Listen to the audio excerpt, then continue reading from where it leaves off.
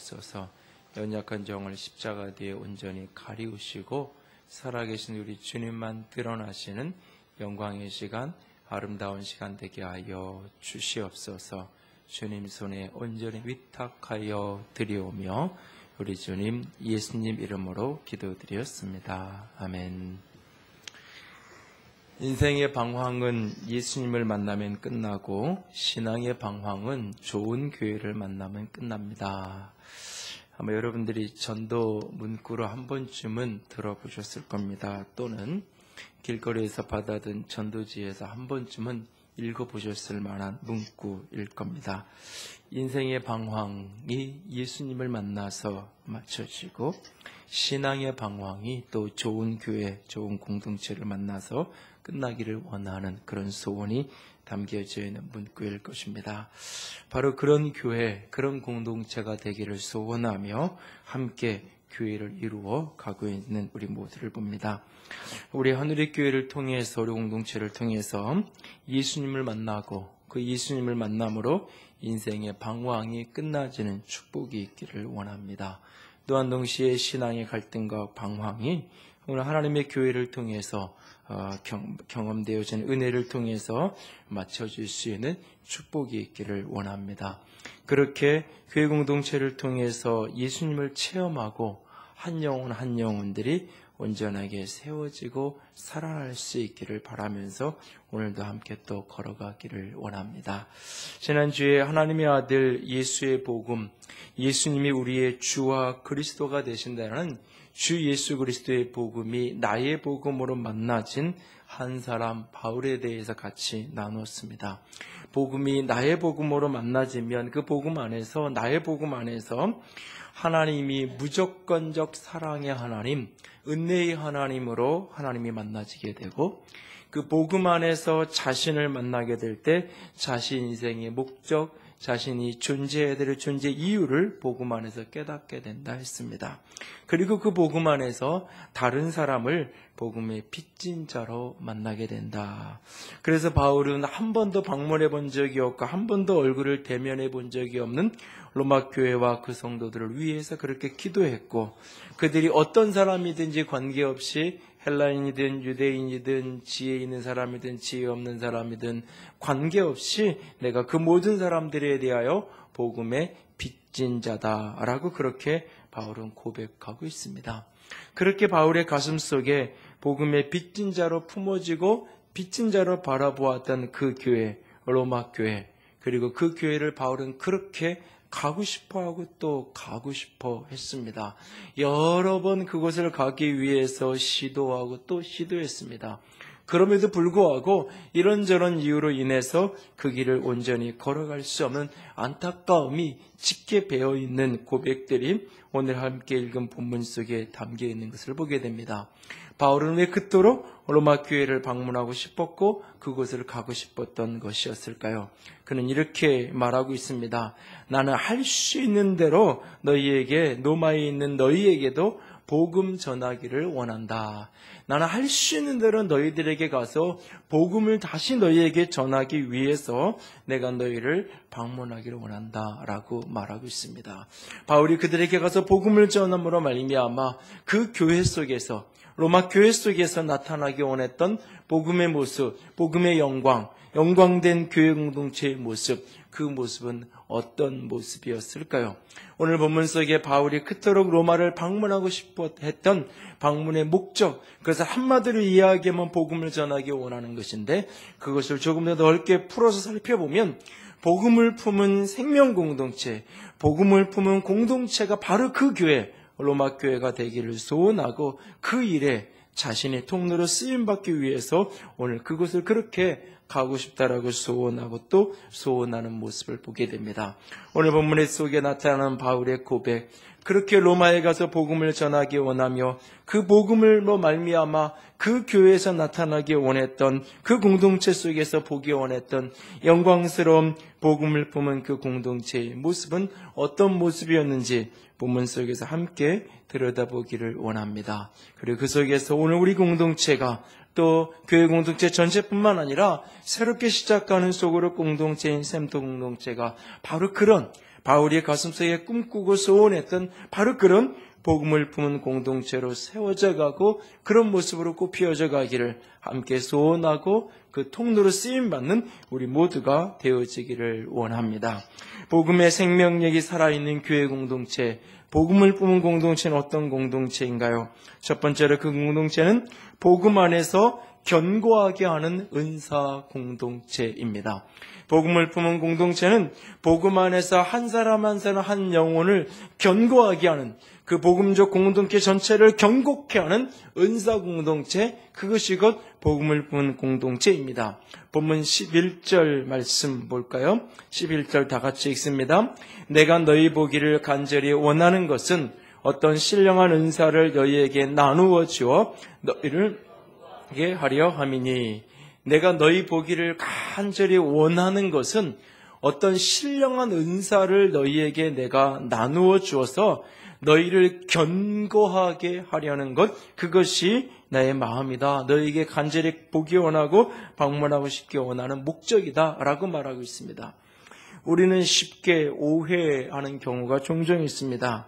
복음하면 말씀을 떠올리고 성령하면 은사를 떠올리는, 복음과 은사를 말씀과 성령을 자꾸 따로 떼어놓는 대칭적인 개념, 갈등적인 개념으로 자꾸 오해하려는 경향성을 많은 사람들 속에 갖고 있습니다. 그래서 성령에 대한 것들을 강조하면 쉽게 이렇게 얘기해. 나는 그런 거 별로 좋아하지 않아요. 나는 말씀적인 게 좋아요. 라고 이렇게 쉽게 이야기합니다.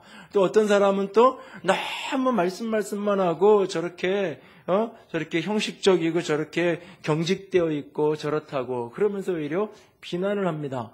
이 두 가지는 말씀과 성령, 복음과 은사는 대비되고 대칭적인 개념이 아니라 이것은 하나로 이어진 개념입니다. 말씀은 성령이고 꼭 복음은 은사로 이어지게 되어 있는 것입니다. 바울은 로마를 그렇게 방문하기 원했는데 그 이유는 너에게 복음을 전하기 원한다라고 말하고 있습니다. 그랬던 바울이 오늘 이 부분 속에서는 복음을 전하는데 그 복음과 더불어서 그들에게 신령한 은사를 나누어지기를 원한다. 복음이 곧 예수 그리스도라고 말했어요. 그 예수 그리스도가 우리에게 주시는 선물, 예수 그리스도를 통해서 우리에게로 흘러들어오는 신령한 선물들, 그것이 곧 은사입니다. 이 신령한 은사를 통해서 너희들이 견고케 세워지기를 원한다라고 바울은 오늘 고백하고 있는 것을 보게 됩니다. 복음적 공동체, 복음을 품은 공동체는 신령한 은사를 통해서 공동체 전체가 그리고 한 사람 한 사람이 견고하게 세워져가는 공동체입니다. 우리가 이 부분을 보면서 놓치지 말고 꼭 기억해야 될 것이 두 가지 포인트가 있는데 이 11절에 하나는 신령한 은사를 왜 우리에게 주시느냐라고 하는 신령한 은사의 목적입니다. 지혜와 지식의 은사로부터 시작해서 때로는 예언과 방언, 그리고 더 나아가서는 섬김과 다스리는 것까지 다양한 차원의 은사를 하나님이 우리에게 주시는데 그 은사를 우리에게 허락하신 목적이 무엇이냐? 로마서 12장 5절과 6절 같이 읽습니다. 이와 같이 우리 많은 사람이 그리스도 안에서 한 몸이 되어 서로 지체가 되었느니라. 우리에게 주신 은혜대로 받은 은사가 각각 다르니 하나님이 우리를 교회로 공동체로 한 몸으로 우리를 부르셨고 한 몸에 여러 지체가 있는 것처럼 우리들 한 사람 한 사람에게 은사를 주셨다. 그 은사로 그리스도의 몸을, 교회를, 공동체를 건강하고 아름답게 세워가게 하셨다라고 말하고 있습니다. 그 은사를 주신 목적이 뭐냐? 공동체의 유익을 위해서, 우리들 모두의 유익을 위해서 그렇게 하셨다. 그것을 신령한 은사에 대해서 깊이 있는 교훈을 주는 고린도전서는 조금 더 정확하고 직설적으로 이렇게 표현합니다. 고린도전서 12장 7절 읽습니다. 각 사람에게 성령을 나타내심은 유익하게 하려 하심이라. 14장 4절 방언을 말하는 자는 자기의 덕을 세우고 예언하는 자는 교회의 덕을 세우나니. 12절도 읽습니다. 그러므로 너희도 영적인 것을 사모하는 자인즉 교회의 덕을 세우기 위하여 그것이 풍성하기를 구하라. 교회의 덕을 세우기 위해서 공동체를 견고한 공동체로 세우기 위해서 교회 공동체 자체를, 그리고 우리들 한 사람, 그 속에는 나 한 사람 한 사람을 견고한 그리스도의 사람으로 세워가기 위해서 우리 안에, 공동체 안에 신령한 은사가 나누어지고 신령한 은사가 풀어지기를 원한다고 말씀하고 계신 것입니다. 그것들이 풍성하기를 구하라 라고 우리에게 고백하고 선포하고 계십니다. 오늘 복음을 뿜은 공동체, 복음적인 공동체는 어떤 공동체냐? 신령한 은사를 통해서 공동체를 견고하게 세우는, 영혼들 한 사람 한 사람을, 교회 공동체를 견고하게 세워가는 그런 공동체인 것입니다. 송교신 예배 때 우리 임노식 권사님이 간증하신 내용 중에 그런 부분이 있었죠. 교회를 등록하고 3개월 만에 인카운터 수양회에서 그 박일순 사모님이 사역하시는 예언 사역을 경험했던 그때의 경험을 이렇게 간증하셨어요. 이어 그 중년의 여성분 박일순 사모님을 지칭하는 표현이죠. 각 사람들을 지명하여 안수하셨고 곧 이어 저희 부부를 지목하여 안수기도를 하셨습니다. 망설임과 불신으로 가득 찬 저는 아마 당신은 진짜가 아니겠지, 정신 반짝 차리고 곧게 서 있자, 분위기에 취해 영적 사역이라고 착각하지 말자라는 생각으로 머리를 내맡겼으나 이제껏 보지도 듣지도 느껴본 적도 없는 하나님의 역사를 경험하게 되었습니다. 목사님과 중년 여성분께서 우리 부부를 놓고 기도하시는 한마디 한마디가 더 깊은 내면을 보지 않고서는 알 수 없는 일련의 말들을 하시며 내게 이야기하고 계신 것이 아니겠습니까? 이전에 느껴보지 못한 하나님의 따스함이 목사님의 안수하시는 손끝과 중년의 안산 사모님의 기도 속에서 내 영혼과 마음 깊은 곳으로 흘러 들어가고 있었고, 순간 참을 수 없는 눈물과 통곡함이 내 안에서 터져 나오고 있었습니다. 우리 부부는 도무지 말로 설명할 수 없는 무언가를 동일하게 체험하고 돌아왔습니다. 하나님이 주신 때로 영적인 은사가, 신령한 은사가 한 사람의 영혼의 내면 깊은 곳을 만져서 내면 깊은 곳을 회복하고 일으켜서 삶을 견고하게 세우는 통로로 때로는 그렇게 쓰여진다는 사실입니다. 또한 동시에 나아가서 신령한 은사란 이런 예언과 방언과 같은 신비적 차원의 은사만을 가리키는 것이 아닙니다. 이것은 각자에게 때로는 재능이라고도 표현하고 때로는 기질이라고도 표현하기도 하는 각자에게 허락되어진 하나님의 은사, 각자에게 부어진 하나님의 다양한 일상적인 은사를 통해서도 하나님은 그렇게 공동체를 세우고 한 영혼을 세워가신다는 사실이에요. 돌아가신 그 아내의 할머니 되시는 할머님이 그 팔순잔치 때 그 장인어른의 어린 시절 친구분들이 했던 이야기가 떠오릅니다. 그 장인어른의 이렇게 어린 시절을 같이 보냈던 그 친구분들이 이제 자기 친구의 어머니 이제 팔순잔치에 이렇게 아주 가까운 분들만 초청을 해서 이렇게 식사를 하던 자리였는데, 그래서 이제 사위가 된 저한테 이제 이런저런 이야기를 하시다가 그런 얘기를 하세요. 어머니가 밥을 그렇게 많이 어렸을 때 고등학교 시절에 이렇게 밥 먹으러 갈 데가 없으면 늘 그렇게 밥을 잘 해주셨다고. 그래서 밥 먹으러 이 집에 드나들다가 집에만 가면 안 될 것 같고 교회도 좀 따라가야 될 것 같고, 그래가지고 밥 먹으러 어머니 집에 드나들다가 교회에 따라다니다가 내가 목사까지 됐다고. 그러면서 이 상계동에서 꽤 큰 교회를 목회하시던 목사님이셨는데, 저는 처음 봤는데 이제 그렇게 본인의 어린 시절을 이제 회상하시면서 어머니에 대한 이야기를 이렇게 하시더라고요. 그러니까 평생 사실은 살림하고 사신 거예요. 그런데 아들 친구에게 따뜻한 밥 한 그릇, 그냥 친구들 데리고 이렇게 오면 많은 부유하고 넉넉해서 많은 것을 이렇게 있는 거 가지고 따뜻하게 해서 늘 나눠주고 섬기던 그 모습이 한 영혼을 살리는 것뿐만 아니라 한 사람의 인생이 하나님께 헌신되어서 수많은 영혼을 구원하는 통로로 사용되기도 하는 거예요. 내게 주신 은사가 때로는 아주 신비하고 영적인 어떤 은사이든지, 나는 그런 은사는 전혀 모르고 그냥 나는 할 수 있는 게 사람들 오면 친절하게 웃어주고 밥 한 그릇 떠주는 거, 때로는 그것을 하나님이 사용하셔서 공동체를 세우기도 하고 때로는 영혼을 세우기도 하고 그렇게 견고하게 세워간다는 사실이에요. 이렇게 때로는 신비적 차원의, 때로는 일상적 차원의 다양한 신령한 은사들을 사용하셔서 하나님께서 우리를 세워가십니다. 그 다양한 은사를 주신 목적이 무엇이냐? 나와 공동체를, 나와 우리를 견고한 그리스도의 사람으로 세워가기 위해서입니다.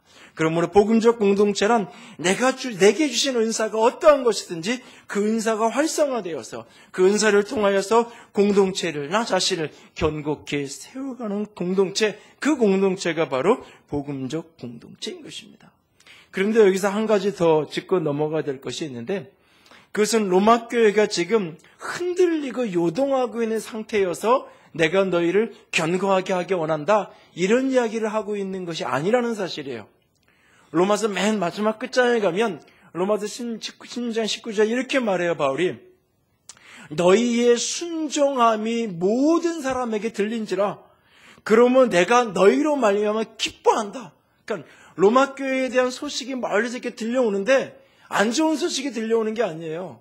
막 싸우고 갈등하고 그런 막 교회가 막 요동하고 흔들려서 위기를 만나고 이런 소식이 들리는 게 아니라 로마 교회 성도들이 믿음으로 순종하는 믿음을 가진 그 아름다운 소식들이 자신에게뿐만 아니라 모든 사람에게 들려진다고 말해요. 그래서 너무 기쁘다고 말해요. 그런데 그런 교회, 그렇게 오늘 들려지는 소식이 참 기쁘고 감격스럽고 좋은 소식이 현재 상태에 들려지는 그런 교회임에도 불구하고 내가 너희에게 가서 신령한 은사를 나누어서 너희를 견고하게 세우기 원한다라고 말하고 있습니다.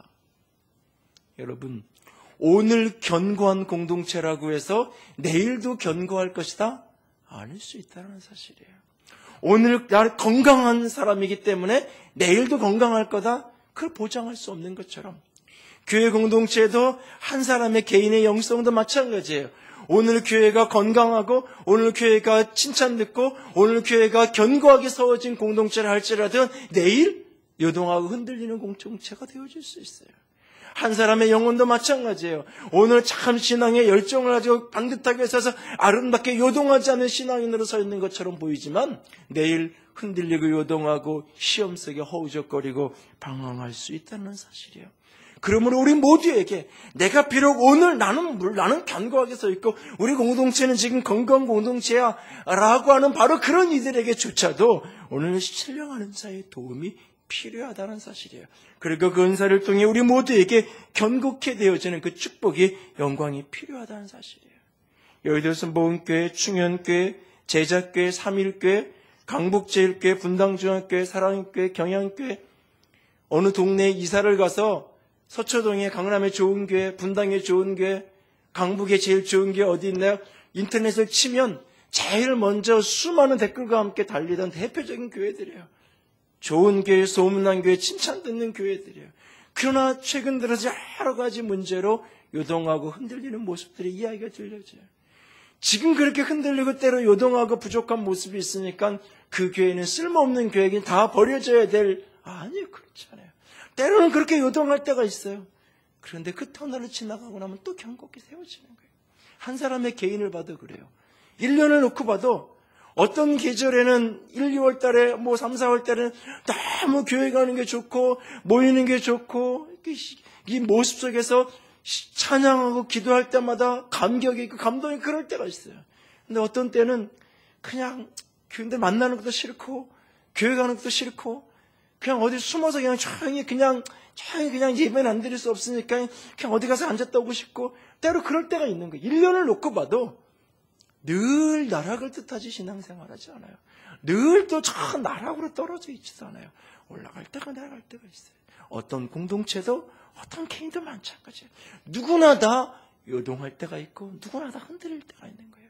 그런데 그럴 때 우리를 견고케 세울 수 있는 공동체 속에서 신령한 은사를 통해서 때로는 영적인 은사로 때로는 다양한 일상의 은사로 서로가 서로에게 그렇게 버팀목이 되어지고 서로가 서로에게 그렇게 의지가 되어줄 수 있는 서로가 서로를 견고하고 강한 자로 세워갈 수 있는 그런 공동체, 그것이 바로 복음적 공동체인 것입니다. 오늘 우리 교회가 우리 소그룹들이 그런 복음적 공동체로 하나님이 주신 다양한 신령한 은사를 통해 서로를 견고하게 세워갈 수 있는 그런 아름다운 공동체로 빚어지고 세워져가는 은혜가 있기를 원합니다.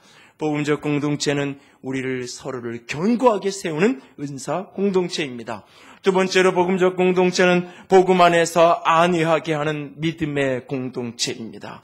복음을 뿜은 공동체는 복음 안에서 서로를 안위하는, 서로를 위로하는, 서로에게 격려가 되고 힘이 되어지는 믿음의 공동체. 서로 힘이 되고 위로가 되고 격려가 되는데 그냥 인간적인 나눔과 교제로 힘이 되고 위로가 되는 것이 아니라 서로의 믿음의 스토리로 말미암아, 서로의 믿음의 삶으로 말미암아 서로에게 위로가 되고 힘이 되는 공동체. 12절 말씀 같이 읽습니다.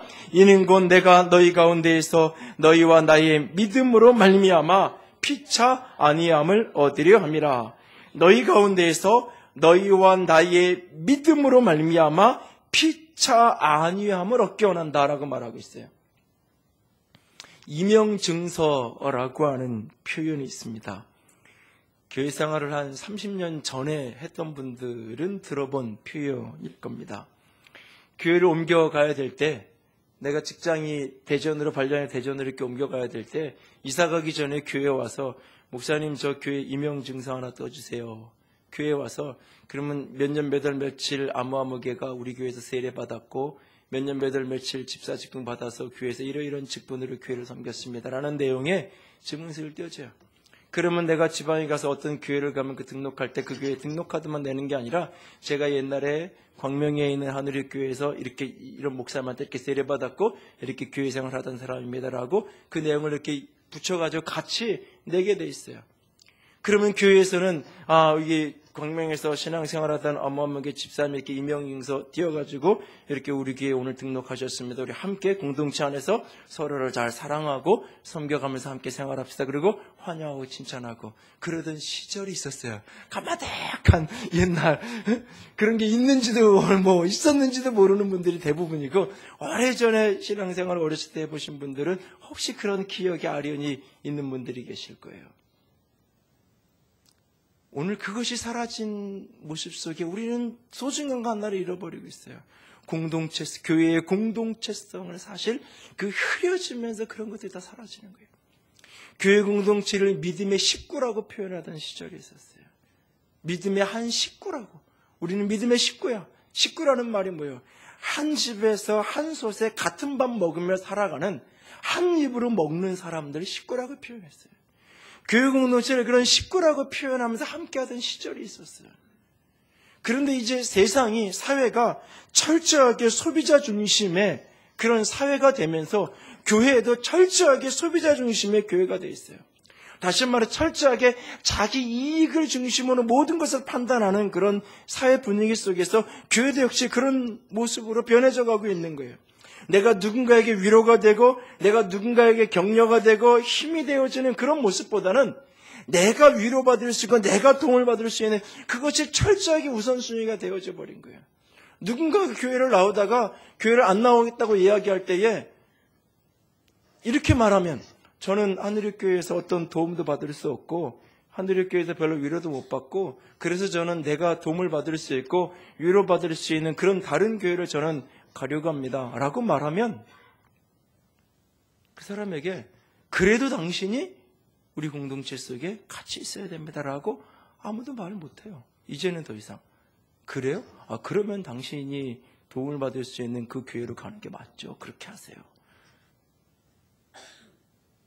그게 100%에서 틀린 말은 아니지만 거기에 중요한 이 가치의 중요한 초점 하나가 있어요. 철저하게 나의 유익을 위해서 살아가는다는 사실이에요. 신앙 공동체에 대한 경험 자체도 그렇게 되어 있는 거예요. 그런데 인생을 되돌아보면 내가 나에게 유익될 거라고 선택했던 일들만 나에게 유익이 되는 게 아니에요. 내게 이것은 희생이고 내게 이것은 손해라고 선택했던 어떤 일들이 내게 축복이 되는 경우가 참 많아요. 자식 때문에 어쩔 수 없이 산다 그랬는데 때로는 그 자식 때문에 내가 내 생명이 지켜지고 내 삶이 지켜지고 세월이 지나면 내가 널 위해 산 것 같았는데 왜 너 때문에 내가 살았다라고 때로는 말하는 때가 있기도 한 거예요. 인생이 많은 부분은요. 우리가 복음적 공동체란 내가 섬기고 내가 때로는 위로를 받고 힘을 얻고 격려를 얻기도 하죠. 그러나 동시에 내가 또 누군가의 그런 통로가 되어지는 거예요. 그래서 나만 오직 격려를 받기만 하는 공동체, 그건 건강한 공동체가 아니에요. 내가 위로를 받고 격려를 받기도 하고 힘을 얻기도 하지만 또 내가 누군가에게는, 또 다른 어떤 사람에게는 내가 힘이 되고 위로가 되어지고 격려가 되어지는 공동체. 그래서 서로가 서로의 믿음으로 말미암아 서로가 서로에게 격려가 되고 힘이 되어지는 공동체가 바로 복음을 품은 공동체인 거예요. 심지어는 바울조차도 자신은 일방적으로 위로만 하겠다고 말하지 않아요. 내가 너에게 간절히 가기 원하는 이유가 뭐냐면 나의 믿음으로 말미암아 내가 너희를 위로하고 싶어서다. 바울이 이렇게 말하지 않아요. 너희와 나의 믿음으로 말미암아 너와 나 피차간의 안위를 얻기 위해서 내가 너에게 가기 원한다라고 말해요. 로마서 15장 32절은 아주 이렇게까지 표현해요. 바울이 15장 32절 같이 읽어요. 나로 하나님의 뜻을 따라 기쁨으로 너희에게 나아가 너희와 함께 편히 쉬게 하라. 나도 집사님들한테 전화해가지고 이렇게 한번 너희와 함께 편히 내가 너에게 쉬를 좀 가고 싶다, 이렇게까지 바울이 얘기해요. 때로는 데살로니가서에서는 뭐라고 표현하면 3장 7절 같이 읽어요. 이러므로 형제들아 우리가 모든 궁핍과 환난 가운데 너희 믿음으로 말미암아 너희에게 위로를 받았다. 데살로니가 교회하고 바울을 비교하면 바울은 믿음의 거목이 됐어요. 이미 믿음의 큰 사람이 됐고, 데살로니가 교회는 이제 막 개척되어서 얼마 안 된 그런 여린 성도들이 모인 교회예요. 그런데 오히려 바울이 자신이 환난당하고 고난당하다가 이 데살로니가 교회의 이야기를 들으면서 오히려 위로를 얻었다, 힘을 얻었다. 그들의 믿음의 스토리 때문에 내가 격려를 얻고 힘을 얻었다고 바울이 고백하고 있어요. 캠넨 볼간이라는 영국의 런던의 웨스트민스터 채플의 당대 최고였던 목사님이 계세요. 이분이 웨스트민스터 채플 부임 10주년 기념 예배를 드리는 자리에서 이런 간직 고백을 합니다. 저는 지난 10년 동안 과거의 어떤 때보다 더욱더 비전이 신기루처럼 변하는 것을 보았습니다. 목적이 도달되지 않는 것을 보았고 능력이 연약함으로 부서지는 것을 누구보다 많이 체험했습니다.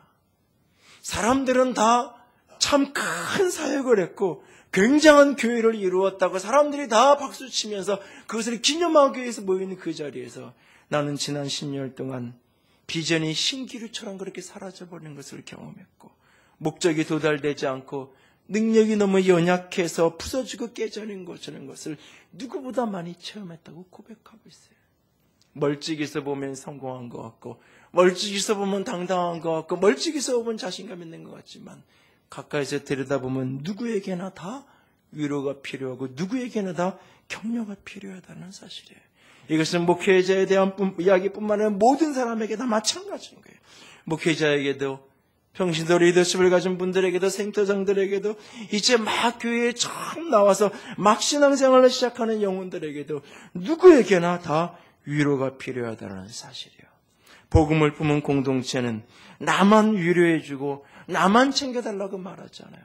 복음을 품은 공동체는 나와 내가 함께 서로가 서로에게 그렇게 나의 믿음의 스토리와 그의 믿음의 스토리가 함께 흘러가면서 그 속에서 서로에게 힘이 되고 격려가 되는 공동체예요. 그래서 어제도 샘터장 모임을 하면서 샘터장들에게 그런 부탁을 드렸는데 샘터 모임을 대신해서 야구장을 할 수도 있고 영화를 볼 수도 있고 등산을 할 수도 있고 그랬다 할 수 있다. 그런데 그 어떤 것을 하더라도 적어도 10분이라도 시간이 안 되면 오가는 차 안에서라도 영적인 나눔을 가져라. 한 가지 질문이라도 샘터장이 고민하고 생각해서 그 질문 하나를 가지고라도 무언가 한 가지라도 믿지 않는 세상 술친구들하고도 얼마든지 산에 갈 수 있고 영화 볼 수 있고 골프장을 갈 수 있고 그냥 갈 수 있어요. 그것과 다른 이 속에서 믿음의 스토리가 나눠지면서 세상에서 줄 수 없는 위로, 세상에서 줄 수 없는 힘과 능력을 이것에서 공급받아야 되기 때문에 어떤 거를 좀 더 친해지고 가까워지기 위해서 다른 많은 것을 해라. 그러나 그 속에서 단 10분이라도 5분이라도 영적인 교통이 올 수 있도록. 왜? 우리를 진정으로 위로하고 세워줄 수 있는 것은 믿음의 모습이기 때문에 그래요. 빌레몬서에서 그것을 이렇게 소개하고 있어요. 빌레몬서 1장 5절 6절 같이 읽어요. 주 예수와 및 모든 성도에 대한 내 사랑과 믿음이 있음을 들음이니 이로써 내 믿음의 교제가 우리 가운데 있는 선을 알게 하고 그리스도께 이르도록 역사하느니라. 믿음의 교제가 우리를 그리스도께 이르도록 역사한다. 믿음의 교제를 통해서 그리스도에 이르도록 세워가는 공동체, 그것이 바로 복음을 품은 공동체입니다. 어린아이들에게만 읽혀지는 호주의 자연주의 작가 나자니엘 레첸메이어가 쓴 로버트 잉펜이 그림을 그린 부러진 부리라고 하는 이 꼬마 참새에 대한 이야기가 있어요. 어느 날 공원에서 이 나무에 살면서 빵 부스러기를 쥐어 먹던 참새가 부리가 부러져 버렸어요. 갑자기 찾아온 그의 불행을 아무도 동정해 주지 않아요. 그는 참새들 세계에서 왕따를 당하고 춥고 배고프고 외로운 존재가 되어버리죠. 먹지 못해 야위고 씻지 못해 지저분한 그를 동료들은 더러운 새로 취급해버릴 뿐이었습니다. 그러다 어느 날 뜻밖에도 그에게 손을 내밀어 빵을 먹여주는 손길이 나타나는데 집을 나와 떠돌아다니던 노숙자 아저씨였습니다. 이렇게 말합니다. 너와 난 같은 처지인 모양이지? 라고 하면서 웃으면서 그가 내미는 빵을 먹으며 오랜만에 참새는 행복을 느낍니다. 빵을 먹었기 때문이 아니라 사랑을 먹었기 때문입니다. 아저씨와 꼬마 참새는 그날 저녁 처음으로 자신들만의 집을 만듭니다. 아저씨는 공원의 벤치 위에 무릎을 세우고 몸을 움켜립니다. 꼬마 참새는 아저씨의 덥수룩한 머리 위에 둥지를 틉니다. 아저씨는 꼬마 참새의 깃털을 쓰다듬으며 안녕, 잘 자야 해, 내일을 위하여 라고 속삭입니다. 꼬마 참새는 부드럽지만 힘차게 책 하고 대답합니다. 그날 밤 아저씨는 가족들의 환영을 받으며 집으로 돌아오는 꿈을 꾸고 참새는 부러진 부리가 다시 반듯해지고 이웃들과 어울리는 꿈을 꿉니다. 동화 속 짧은 이야기지만 우리가 꿈꾸는 교회의 모습, 우리가 꿈꾸는 샘터 공동체의 모습입니다. 너도 나와 같은 처지 모양이지? 삶은 초라하고 힘들지만 서로에게 힘이 되어주는 그날 저녁 그 공원의 벤치 위에서 처음으로 자신들만의 집을 만들어서 그렇게 서로를 위로하며 그러면서 모든 것이 회복되어지는 날들을 가슴으로 꿈꾸고 있는 그 모습처럼 오늘 때로 내 형편이 힘들고 버겁고 어렵다 할지라도 공동체 속에서 서로에게 그렇게 힘이 되어지고 격려가 되어질 수 있기를 원합니다. 우리의 믿음을 통해서 서로를 그렇게 세워갈 수 있는 위로하고 힘을 주는 그런 공동체가 복음을 품은 공동체입니다. 세 번째로 복음을 품은 공동체는 복음 안에서 열매 맺게 하는 선교 공동체입니다. 복음의 열매를 맺게 하는 선교 공동체, 섬김 공동체, 그것이 바로 복음을 품은 공동체입니다. 본문 로마서 1장 13절을 다 같이 읽습니다. 형제들아 내가 여러 번 너희에게 가고자 한 것을 너희가 모르기를 원하지 아니하노니 이는 너희 중에서도 다른 이방인 중에서와 같이 열매를 맺게 하려 함이로되 지금까지 길을 막혔도다. 바울이 여러 번 로마를 가고 싶어 했습니다. 그런데 길이 막혔다고 말하고 있어요. 근데 왜 그렇게 가고 싶어 했는가? 15절에 가면 복음을 전하고 싶다 그래요. 그런데 오늘 13절에서는 그걸 다른 각도로 표현해요. 너희들에게 열매를 다른 이방인 중에서와 같이 열매를 맺게 하려고 내가 너희에게 가고 싶다라고 말하고 있어요. 이 열매가 도대체 무슨 열매를 가리키는 걸까? 로마서 15장을 가보면 그 답을 알 수 있습니다. 15장 27절과 28절 같이 읽어요. 저희가 기뻐서 하였거니와 또는 빚진 자니 만일 이방인들이 그들의 영적인 것을 나눠 가졌으면 육적인 것으로 그들을 섬기는 것이 마땅하니라. 그러므로 내가 이 일을 마치고 이 열매를 그들에게 확증한 후에 너희에게 들렀다가 서바나로 가리라. 여기서 지금 저희, 너희, 서바나 이런 표현들이 나오는데요. 여기서 저희라는 것은 누구를 가리키는 거냐면 지금 그 로마서 15장 26절, 25절 그 앞부분을 보면 마게도냐와 아가야에 있는 교회들, 성경으로 표현하면 데살로니가나 빌립보나 이런 교회들, 지금 현대 그리스에 있는 그 교회들을 가리켜. 그 교회들이 이 예루살렘에 있는 교회 성도들을 위해서 특별 헌금을 한 거예요. 예루살렘 교회가 여러 가지 기근과 여러 가지 문제로 예루살렘 성도들이 굉장히 어려움을 당하고 있다는 이야기를 듣고는 이 마게도냐 아가야에 있는 교회들이 선교 헌금을 모금을 했어요. 그래서 그것을 바울에게 준 거예요. 당신이 가서 예루살렘에 있는 교회 성도들에게 이것을 전달해 달라고 이야기한 거예요. 바울이 지금 자기는 꿀끝까지 가고 싶은 게 어디냐면 저 로마예요. 그리고 로마를 간 다음에 서바나라는 것은 스페인을 가리키는 건데 그 스페인을 가고 싶은 스페인 선교를 위해서 가려면 로마를 거쳐가야 되니까 자기는 꿀뚝해요. 그쪽으로 가고 싶은 게. 그런데 자신에게 지금 교회가 맡긴 사명은 뭐냐? 예루살렘에 가는 거예요. 예루살렘에 가서 그들이 모아놓은 그 선교헌금을 가서 전달해주고 오는 거예요. 이게 성도를 섬기는 봉사하는 이 일을 하라고 지금 자신에게 맡긴 거예요. 그 일에 대한 이야기를 하는 거예요. 저희가 지금 빌립보나 이런 교회 성도들이 기뻐서 했다.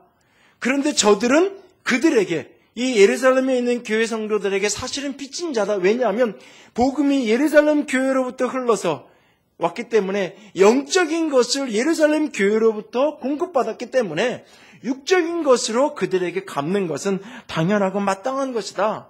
그러므로 내가 이 일을 마치고 이 열매를 그들에게 확증한 후에 이 열매란 뭐냐? 아주 직설적으로 얘기하면 마게도냐 교회 성도들이 드렸던 헌금, 그것을 이 열매라고 지금 말하고 있는 거예요. 빌립보서 4장 19절에 그것을 바울은 이렇게 정확하게 설명해요. 같이 읽어요. 내가 선물을 구함이 아니요 오직 너에게 유익하도록 풍성한 열매를 구함이니. 지금 바울이 선교 사역에 재정적으로 협력해달라는 이야기는 내가 좀 선물 좀 해달라, 나를 좀 도와달라 이런 얘기가 아니라 이것은 풍성한 열매, 너희를 유익하게 하는 열매다라고 말하고 있습니다. 바울이 지금 그들이 재정적으로 하나님의 복음을 위해 헌신하고 있는 그 일을 그들의 열매라고 표현하고 있어요. 그러면서 내가 지금 로마를 가고 싶은 이유가 뭐냐? 너희를 열매 맺게 하려고. 그것을 로마서 15장 24절에 가면 너희가 나를 스페인으로 서바나로 보내주기를 원한다라고 말하고 있어요. 바울이 스페인을 가든지 말든지 로마 교회 성도들이 그 뭐 말리겠어요? 당신 가고 싶으면 가면 되는 거지. 근데 너희들이 보내줬으면 좋겠다는 말이 뭐예요? 그 말은 뭐냐? 바울이 스페인을 위해서 하는 그 모든 선교 사역을 로마 교회 성도들이 뒷바라지 하고 그것을 함께 협력해서 같이 그 일을 했으면 좋겠다. 몸은 내가 가지만 그 일을 여러 가지 일들을 당신들이 지원해서 같이 하기 원한다. 그것을 바울은 열매를 맺는다라고 표현하고 있어요. 하나님의 나라를 위해서, 하나님의 복음을 위해서 때로는 재정을 드리고 때로는 시간을 드리고 내 삶을 드리는 그것이 바로 열매 맺음. 복음을 품은 공동체가 맺어야 될 열매라는 사실이에요. 우리는 쉽게 이 재정을 가지고 하나님께 헌신하는 것에 대해서 그것을 과소평가하는 분위기가 있어요. 그거는 누구나 할 수 있는 거지라고 생각하는 경향이 있어요. 그 진짜 헌신하는 건 몸으로 가서 내가 직접 가서 복음을 전하는 거지. 그 굉장히 중요한 일인 건 맞아요. 그러나 재정으로 그 일을 헌신하고 그 일에 협력하는 것, 그것도 아주 소중한 열매라는 사실을 우리는 잊으면 안 돼요. 언젠가도 소개했던 다드림교회 김병렬 목사님이 사모님이 오랜 시간 동안 지금 식물인간으로 누워 계시는 그분 이야기를 한번 드린 적이 있는데 최근에 자신의 일상에서 깨달았던 한 경험을 이렇게 글로 써주셨어요.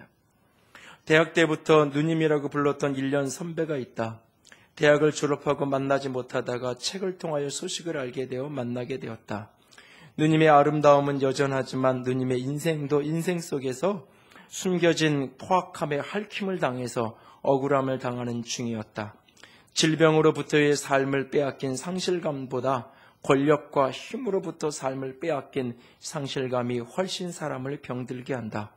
그럼에도 불구하고 내 앞에서 누님은 자신의 모습을 한두 마디로 정리하셨다. 난 괜찮아. 또 살아가면 되지. 라고 웃으셨다.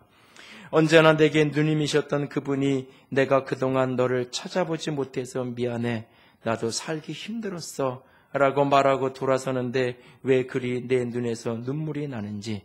누님 생에는 그런 일들이 없었을 줄을 알았는데 수다를 떨다가 헤어졌는데 돌아와서 후원을 하겠다고 계좌를 물어왔다. 계좌를 알려줬다. 3만 원을 보내주셨다. 고맙다는 말도 못했다. 혹시나 또 미안해 하실까 봐서. 그제서야 누님의 삶이 보인다. 정말 힘들구나. 아내 통장으로 매달 5천 원을 보내는 아내의 친구가 있다. 언젠가는 속으로 아니 대학까지 나온 사람이라고 그렇게 불평하며 못마땅해 했다. 지금은 전혀 아니다. 내 삶이 힘들다고 그들의 힘드는 삶을 보지 못한 나를 본다.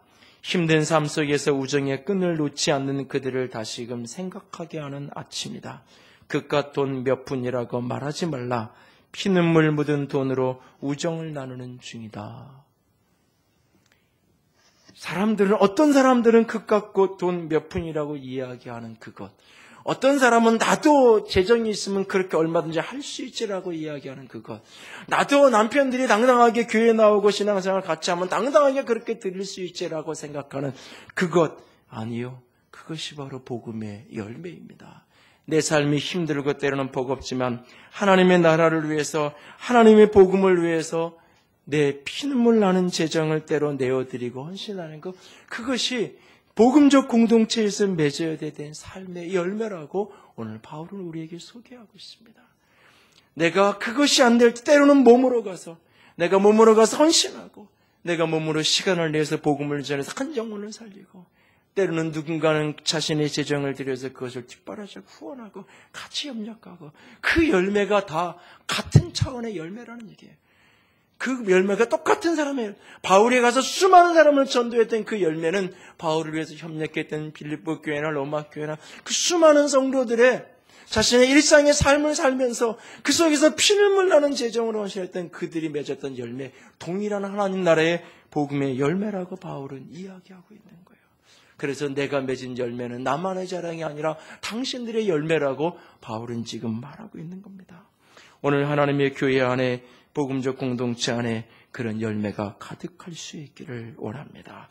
하나님의 나라를 위해서, 하나님의 복음을 위해서 당당하게 내 것을 내어드리고 나누어 섬길 수 있는 우리 모두가 될 수 있기를 원합니다. 저도 오늘 바울처럼 당당하게 여러분에게 호소할 수 있기를 원합니다. 복음을 위해 열매를 맺는 자가 되라고 그렇게 말하고 싶습니다. 하나님의 복음을 위해서, 하나님의 나라를 위해서, 때로는 피눈물 묻은 돈으로 하나님의 복음을 위해서 헌신할 수 있는 저 여러분이 될 수 있기를 원합니다. 그리고 더 나아가서 피눈물 나는 내 시간을, 내 삶을 하나님께 내어드려서 한 영혼을 그리스도께로 이끌고 한 영혼을 살리는 구원의 통로로 쓰여지는 복음의 열매가 가득한 저 여러분이 될 수 있기를 원합니다.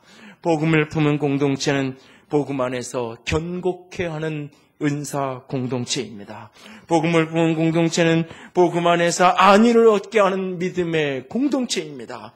복음을 품은 공동체는 복음 안에서 열매 맺게 하는 선교 공동체입니다. 오늘 우리 교회가, 오늘 여러분들이 소그룹으로 대여섯 명이 함께 모이는 그 센터가 그렇게 복음을 품은 공동체가 되기를 원합니다. 그 안에서 내게 주신 은사가 풀어짐으로 말미암아, 서로의 신령한 은사가 풀어짐으로 말미암아 견고케 되어지는 축복이 있기를 원합니다. 믿음의 스토리, 믿음의 간증, 믿음의 이야기들이 수없이 나눠짐을 통하여서 믿음으로 손잡아지고, 믿음으로 웃어지고, 믿음으로 기도하고 격려하는 그 모습을 통해서 서로 위로를 얻고 힘을 얻는 공동체가 될 수 있기를 원합니다.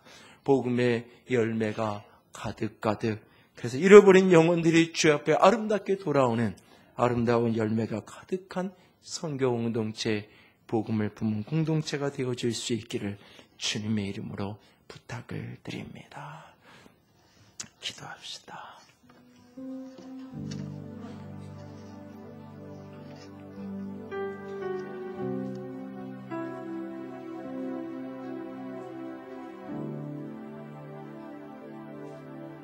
이 시간 같이 기도하실 때